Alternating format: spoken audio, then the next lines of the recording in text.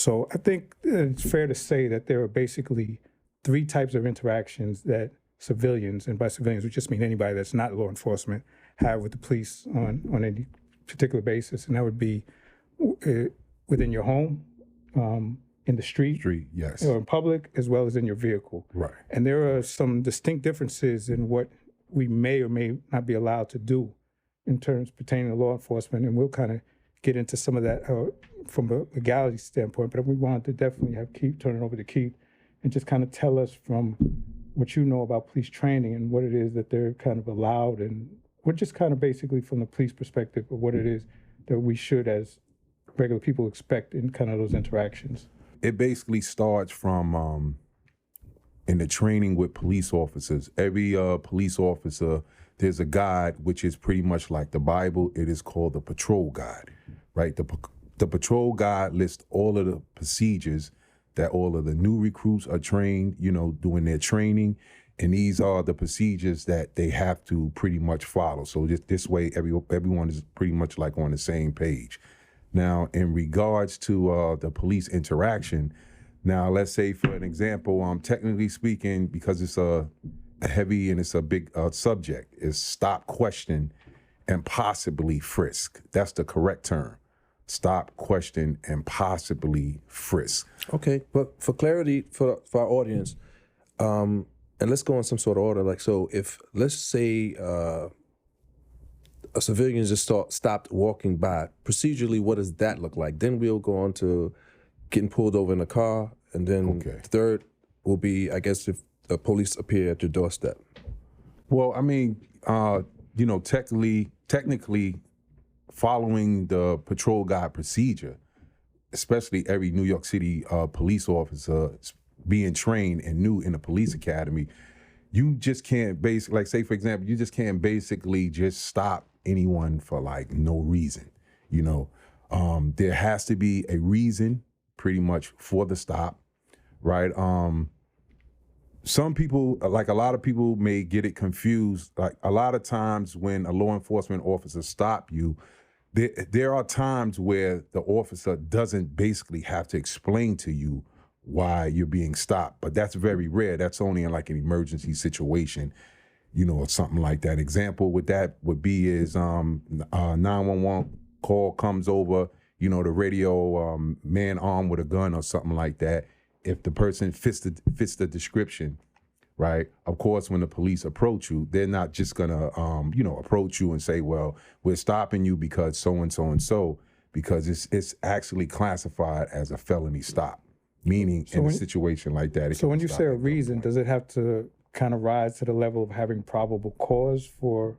Pretty much, stop? Yes. Okay. Where it comes over, Central basically gives a detailed description of the individual, say that the officers are actually looking for that. Rather if it's a crime in the past or something like that. So in that instance, is the identification of the incident needs to be to the individual you approach. Do you need to confront that individual and state your reason for stopping them? Yeah, well, I mean, basically, once the description comes over, because Central has to give over the description over the radio. If that individual fits the description, now this is when the officer can approach the individual. I mean, in some cases, you may be able to, because a lot of people get very hostile, especially when, they're just walking, and then next thing you know, the police come up. Technically, police don't move, or sir, ma'am, I need you to step over here. And now they want to know what the reason. A lot of times, sometimes some officers may even say, well, we have a police investigation going on, right now. So at this present moment, we basically have to detain you, until we pretty much, put everything together, as far as having like a witness, detained, because you have to do like a show up, or something like that. But we can explain to the individual, listen, it was a call, 911 call came over, robbery like 5 minutes in the past. Sir, ma'am, you fit the description. Okay, so at that point, what are, as an individual or civilian, what are we legally obligated to do as far as complying? What are our rights? I mean, basically, you're being pretty much detained. right? That this is pretty much like the language, and I'm speaking a little bit of police language. You're being, detained. A lot of times, officers would prefer, and the civilians, like we call it like pretty much voluntary compliance. We're basically, officers are basically asking, if you're stopped by the police, can you just comply until, the investigation, with them doing their investigation as far as detaining the witness, right, to determine whether if this is the perpetrator that, committed the example I use, robbery in the past at gunpoint. Okay. But if somebody chooses not to comply for whatever reason, whether they just don't feel like, they're not necessarily obligated, when I understand in most cases legally, and obviously that changes from jurisdiction to jurisdiction, but they're not generally obligated to carry ID, nonetheless show it on the street if they're just being asked to identify themselves. Right. I just want to make a little clarification with this. There's no New York State law stating, or New York City law stating legally that you have to walk around with identification. Right. So that's not a crime in itself. No, that's not a crime within itself. But there are certain circumstances. Now, if you are stopped by the police and you don't have no identification, now I'm not going to say things can go bad depending on, the situation. Like one example, a police officer cannot issue you a summons unless you have proper ID.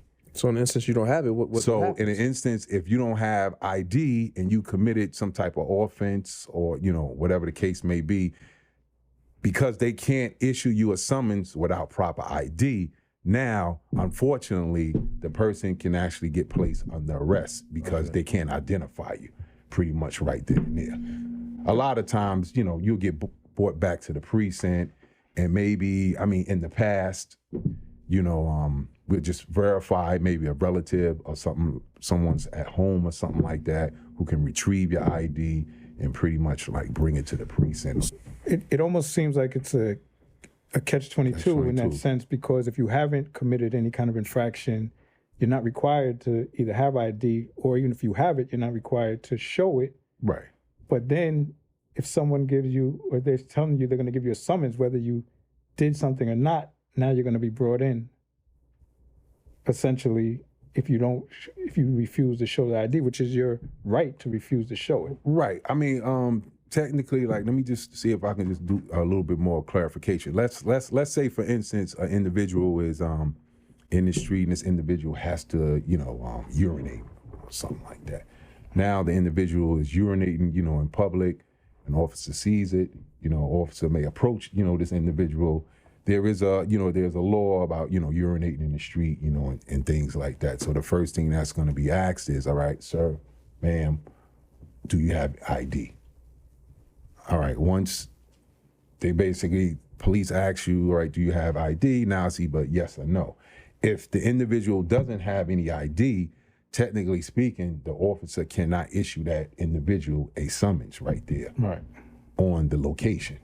So, what was done pretty much in the past currently goes on right now. Without proper ID, you can't be issuing a summons. So now you're going to be placed under arrest. But I think that's part of the criticism that I think a lot of people had towards the stop, question, and frisk, is that it was giving people a reason to, whether it was really becoming dependent on the police issuing summons on their whim because they couldn't detain information that people weren't legally obligated to provide. Right. And that's kind of an awkward situation for people to be in. Like if I'm walking down the street, I haven't committed any infraction. Right. And I'm sure we both can attest to these kind of things. Like I was stopped 36 times during, the Giuliani administration, just because. Right, absolutely. You're in a high crime area. Mm-hmm. And if you didn't provide identification, then you suffered a risk, even though legally you're not required to answer their questions. Right. To do those things. So it's, that's where I think the citizens who haven't committed any kind of infraction, the one who's not urinating in the street and doesn't know why he's being pulled over just because he fits a description, they're in a kind of awkward situation. Well, basically, like I said, if the individual hasn't committed any crime, I mean, technically, It's in your best interest to. you don't have. It's just like, pretty much like I also tell my students also. I said, just make sure before you leave your home, your residence and stuff like that, just make sure that you carry pretty much like ID. But if you haven't committed any type of crime or anything like that, then technically, like you said, if a officer just walks up to you and just starts engaging in conversation, you really don't have to have any conversation, with that officer. But 9 out of 10 times, just based on my understanding, my clear understanding, it can lead to you getting arrested, detained, and being inconvenienced. Well, at the depending on depending on the circumstances or depending on the situation. Okay. Like I said, 911 call comes over and you fit that description. Right. Now, if we say like a male Asian wearing, all blue Nike sweatsuit, now, technically speaking, if I see a male Asian and you get over approximately like height, let's say 6'3", slim build, short hair cut or whatever the case may be. If you fit that description, technically speaking, I have the right to stop and detain you. Okay. And are you required then to tell them why you're stopping and detaining? Absolutely. And do you find in general, from your experience, that most police officers are following that procedure and telling people why? Well, technically, when I was working on the job, my whole 20-year career and me teaching the police recruits, when I was out there, I just did everything by the book. When I stop people, I let people know, listen, the reason why you're being stopped is for so and so and so. I explained the situation to them. The only time I didn't explain, unless it was like I said, like a felony, if somebody just robbed like the bank or something like that at gunpoint, with a weapon or something, now it becomes pretty much like a felony, type of stop. Right. And then a lot of individuals in the past, a lot of people are very hostile, because they figure, granted, once a police officer, does their, they go through everything, to basically clarify, all right, is this the individual that actually, committed the crime?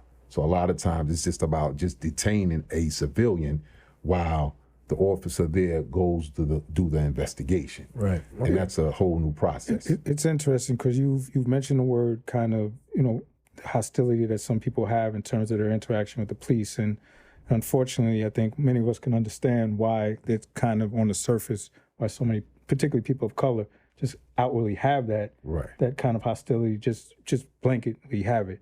But, it's interesting, if you read the American Civil Liberties Union, ACLU, when they talk about, what your actions should be in terms of dealing with the police, and these are people that are very much advocates for civilians in general, one of the first things that they mention is just try to be civil, in terms of your dealing, and not, while you may legally allowed to curse at an officer, to not do it, just because obviously that sets a tone. Yeah, for incites an emotion, absolutely. Exactly, on both sides. And if you already have, whether one person has that hostility or even the officer may have whatever he has, and that tone is set and you have it, I guess it's always a bad way, whether you have the right to not do something or not.